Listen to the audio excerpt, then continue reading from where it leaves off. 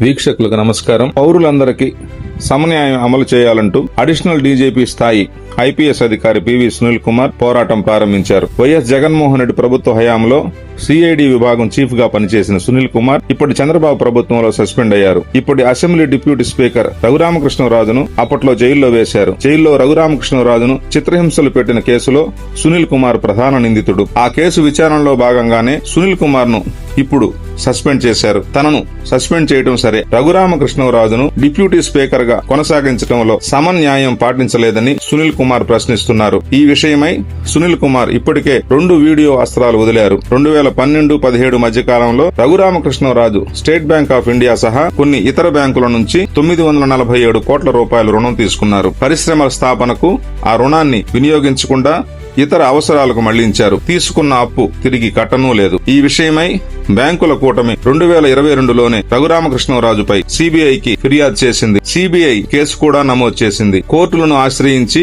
ఇన్నాళ్లుగా CBI దర్యాప్తు ముందుకు సాగకుండా అడ్డుకుంటూ వచ్చిన రఘురామకృష్ణరాజుకు ఈ మధ్య చుక్కెదురైంది. సిబిఐ దర్యాప్తుకు సుప్రీంకోర్టు పచ్చ జెండా ఊపింది. ఈ కేసు విచారణ సక్రమంగా ముందుకు సాగాలంటే రఘురామకృష్ణరాజును డిప్యూటీ స్పీకర్ పదవిలో కొనసాగించరాదంటూ సునీల్ కుమార్ సంధిస్తున్న ప్రశ్నల్ని ప్రజలు చర్చిస్తున్నారు. కేసులో ఉన్నందువల్లే నన్ను సస్పెండ్ చేశారు కదా, రఘురామకృష్ణరాజుపై కూడా కేసుంది. సిబిఐ ఈ కేసు దర్యాప్తు చేయనుండగా ఆయన ఎలా డిప్యూటీ స్పీకర్ పదవిలో ఉంటారనేది సునీల్ కుమార్ సూటి ప్రశ్న. రఘురామకృష్ణరాజు డిప్యూటీ స్పీకర్ పదవిలో ఉంటే సిబిఐ కేసులను ప్రభావితం చేయగలరని సునీల్ కుమార్ అనుమానం. అందువల్ల డిప్యూటీ స్పీకర్ పదవి నుంచి రఘురామకృష్ణరాజును తొలగించాలని ముఖ్యమంత్రి చంద్రబాబు నాయుడును సునీల్ కుమార్ కోరుతున్నారు. ఈ క్రమంలో పివి సునీల్ కుమార్ వ్యాఖ్యలు అఖిల భారత అధికారుల సర్వీస్ నిబంధనలకు విరుద్ధంగా ఉన్నాయనే విమర్శలు కూడా వినిపిస్తున్నాయి. ఈ నేపథ్యంలో సునీల్ కుమార్ వాదన ఈ వీడియోలో చూడండి. అందరికీ నమస్కారం. ఈరోజు ఒక ముఖ్యమైన విషయం మీతో చర్చించడానికి మీ ముందుకి రావడం జరిగింది. నేను మొన్న ఒక పోస్ట్ పెట్టాను. రఘురామకృష్ణరాజు అనేటువంటి ఆయన పైన నేను ఒక పోస్ట్ పెట్టడం జరిగింది. దానిలో ఆయన 420 ఆయన కుటుంబ సభ్యులు కూడా 420 అని నేను అనటం జరిగింది. చాలా మందికి అర్థం కాల నేను అలా ఎందుకు అన్నాను అని. అంటే అదేదో వ్యక్తిగతమైన కోపంతో అన్నానేమో అని చాలా మంది ఒక భ్రమలో ఉన్నారు. అది కరెక్ట్ కాదు. ఇందులో వ్యక్తిగతమైనటువంటి అంశాలు ఏమీ కూడా లేవు. అలాగే నేను ఒక బాధ్యత గల ప్రభుత్వ అధికారిని, ఒక సీనియర్ ఆఫీసర్ని, డీజీపీ ర్యాంక్ లో ఉన్న వ్యక్తిని. నేను ఎలాంటి డాక్యుమెంటరీ ఎవిడెన్స్ లేకుండా, ఆధారం లేకుండా ఏది పడితే అది నేను మాట్లాడి, నా దగ్గర పూర్తిగా సాక్ష్యాధారాలు ఉంటాయి కాబట్టి వాటిని ఉటంకిస్తూ నేను ఆ మాటలు మాట్లాడటం జరిగింది. సో చాలా మందికి ఈ విషయం తెలియదు కాబట్టి అరే ఆయన ఏదో కోపంలో ఉన్నాడు అని అనుకుంటున్నాను. అది కరెక్ట్ కాదు. నేను రాష్ట్ర ప్రయోజనం దృష్ట్యానే నేను మాట్లాడాను.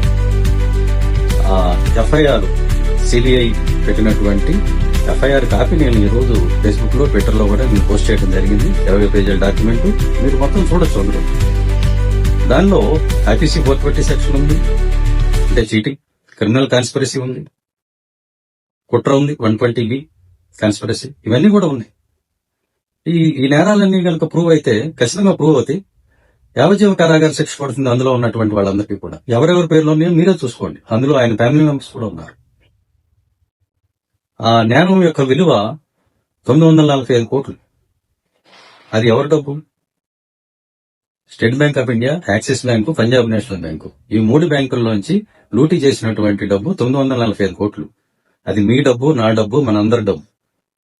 ఇలాంటి కేసులు ఇంకొక 10 తగిలితే రేపు బ్యాంకు వాళ్ళు మన డిపాజిట్లు, మన ఫిక్స్డ్ డిపాజిట్లు, బ్యాంకులో ఉన్న డబ్బు ఏదైతే ఉందో అది మీకు ఇవ్వలేమనేటువంటి పరిస్థితికి వస్తారు. కాబట్టి ఇర్రెస్పాన్సిబుల్ గా మాట్లాడకండి. ఆయన నేరం చేయలేదు, దానివల్ల ఎవరికి నష్టం లేదు, అట్లాంటి మాటలు మాట్లాడకండి. నేరం చేయకపోతే సిబిఐ ఎందుకు కేసు పడుతుంది? సరే, సిబిఐ కేసు రిజిస్టర్ చేసింది. చేసిన తర్వాత ఈయన సుప్రీంకోర్టుకు వెళ్లి స్టే తెచ్చుకున్నారు. ఆ స్టే వల్ల ఇన్ని రోజులు అరెస్ట్ కాకుండా ఆగాడు ఆయన. మొన్న 2 రోజుల క్రితం మీరు అన్ని న్యూస్ పేపర్స్ లో చూసుంటారు. ఆ స్టేని గౌరవ సుప్రీంకోర్టు వారు ఎత్తేయడం జరిగింది. అంటే రఘురామకృష్ణరాజు గారి అరెస్ట్ కి క్లియరెన్స్ ఇచ్చింది సుప్రీంకోర్టు. ఇవాళ రేపు ఆయన అరెస్ట్ కాక తప్పదు. ఎందుకంటే అదే చిన్న నేరం కాదు. 945 కోట్లు కొట్టేస్తే బ్యాంకుల నుంచి అరెస్ట్ చేయకుండా ఉంటారు. ఇదొకటే కాదు, ఇంకా ఈయన మీద నమోదు కావాల్సినటువంటి అనేక కేసులు ఉన్నాయి. అవి వివిధ దశల్లో ఉన్నాయి. వాటి తాలూకు డాక్యుమెంట్లు కూడా నా దగ్గర ఉన్నాయి. అవి ఇచ్చింది కూడా రఘురామకృష్ణరాజు గారి సన్నిహితులే నాకు ఇచ్చారు. ఆయన పక్కన ఉండేవాళ్లే, ఆయన బాగా నమ్మేవాళ్లే. సో వాటన్నిటినీ కూడా నేను ఫాలోఅప్ చేయడం జరుగుతుంది, రిట్లు వేయడం జరుగుతుంది. బ్యాంకు వాళ్ళు కనుక కేసులు కనుక పెట్టకపోతే వాళ్ళ మీద కూడా నేను రిట్ పిటిషన్ వేయడం జరుగుతుంది. ఈ దర్యాప్తు సజావుగా జరుగుతుందా లేదా అనేది కూడా నేను చూస్తూ ఉంటాను. నేను కూడా అవసరాన్ని బట్టి ఇంప్లీడ్ అయి, నాకు స్టేట్ బ్యాంక్ ఆఫ్ ఇండియాలో అకౌంట్ ఉంది, నా డబ్బులు పోయినాయి కాబట్టి నేను కూడా పార్టీ అవుతాను. నేను కూడా ఇంప్లీడ్ అయ్యి ఆ కేసులు నేను ఫాలోఅప్ చేస్తాను. సో ఇక్కడ విషయం ఏంటంటే, క్లుప్తంగా ఈయన వ్యక్తిగత హోదాలో రఘురామకృష్ణరాజు అనేటువంటి వ్యక్తి ఐపీసీ 420 సెక్షన్ కింద అరెస్ట్ అయితే అది వ్యక్తిగా ఆయనకు సంబంధించిన విషయం అవుతుంది. కానీ ఇప్పుడు ఈయన గౌరవనీయమైనటువంటి ఒక ఉపసభాపతి పొజిషన్ లో ఉన్నారు. మరి ఆ పొజిషన్ లో ఉండి అరెస్ట్ అయితే అమరావతి నుంచి తీసుకెళ్తే రేపు పొద్దున నేషనల్ మీడియా అంతా కూడా ఏముంటుంది, సరే లోకల్ మీడియా అంటే కప్పెట్టేస్తుంది అనుకోండి, వాళ్ళు చెప్పరు. కానీ నేషనల్ మీడియా అంతా కూడా ఏం చెబుతుంది, deputy speaker of Amaravati has been arrested in bank fraud అంటే. అట్లాంటప్పుడు మన అమరావతి బ్రాండ్ ఇమేజ్ ఏమవుతుంది, ఆంధ్రప్రదేశ్ రాష్ట్ర పరువు ఏమవుతుంది? ఒక వ్యక్తి అరెస్ట్ అయితే అది వ్యక్తిగతమైన విషయం అని అనుకోవచ్చు, కానీ ఇక్కడ ఒక రెస్పాన్సిబుల్ పొజిషన్ లో ఉన్న వ్యక్తి అరెస్ట్ అయితే it reflects on the state, it reflects on the image of the state and the brand Amaravati. కాదు అని మీరు అనుకుంటే చెప్పండి, అలాగే ఏమవుతుంది అనుకుంటే చాలా పెరిగిపోతుంది బ్రాండ్ వాల్యూ. ఇలాంటి గౌరవనీయమైనటువంటి పొజిషన్స్ లో ఉన్న వాళ్ళు ఇంకా 10 మంది అరెస్ట్ అయితే ఇంకా బ్రాండ్ వాల్యూ పెరుగుతుందని మీరు అనుకుంటే చెప్పండి. కాబట్టి నేను చెప్పేది ఏంటంటే, ఇది మన రాష్ట్ర పరువుని కాపాడుకోవాలి, బ్రాండ్ అమరావతిని కాపాడుకోవాలి. కాబట్టి ఈయన ముందు తక్షణం ఉపసభాపతి పొజిషన్ నుండి తక్షణం తొలగించండి, ఎమ్మెల్యే నుంచి కూడా తొలగించండి. ఆ తర్వాత చట్టం తన పని తాను చేసుకుపోతుంది. అది వ్యక్తిగా ఆయన మీద రిఫ్లెక్ట్ అవుతుంది తప్ప రాష్ట్రం మీద రిఫ్లెక్ట్ కాదు. మన రాష్ట్ర ఇమేజ్ మనం కాపాడుకున్న వాళ్ళం అవుతాం. ఇది మాత్రమే నేను చెప్పదలుచుకున్నాను. నేను చెప్పిన దాంట్లో ఏం తప్పులేదు. నేనేమి వేరేం మాట్లాడట్లా, వ్యక్తిగతంగా నేనేం మాట్లాడట్లా. నేను రాష్ట్ర ఇమేజ్ కోసం నేను మాట్లాడుతున్నాను. గౌరవనీయులైన ముఖ్యమంత్రి గారు, ఉప ముఖ్యమంత్రి గారు, dynamic leader, young leader Nara Lokesh గారు, వీళ్ళంతా కష్టపడుతున్నారు, మనం చూస్తున్నాం. దేశ విదేశాలకు వెళ్తున్నారు, పెట్టుబడిదారుల్ని రమ్మంటున్నారు, సమ్మిట్స్ పెడుతున్నారు, పెట్టుబడులు వస్తున్నాయి, చూస్తున్నాం. మరి వాళ్ళందరూ కూడా చూస్తూ ఉంటారు కదా రాష్ట్రంలో ఏం జరుగుతుంది అనేది. మరి రాష్ట్రంలో ఇంత పెద్ద ఆర్థిక నేరగాడు ఒక కీలకమైన స్థానంలో ఉపసభాపతిగా ఉన్నాడు, సిబిఐ అరెస్ట్ చేసింది అని అంటే వాళ్ళకి ఎలాంటి ఇంప్రెషన్ వస్తుంది? దయచేసి ఆలోచించండి. ఇందులో నాకు వ్యక్తిగతమైన కోపం ఏమీ లేదు, ఒక రాష్ట్ర పౌరుడిగా మాట్లాడుతున్నా.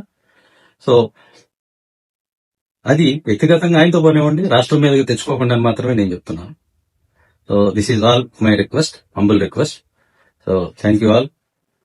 జై అమరావతి, జై స్వర్ణ ఆంధ్రప్రదేశ్, జై భీమ్. Thank you.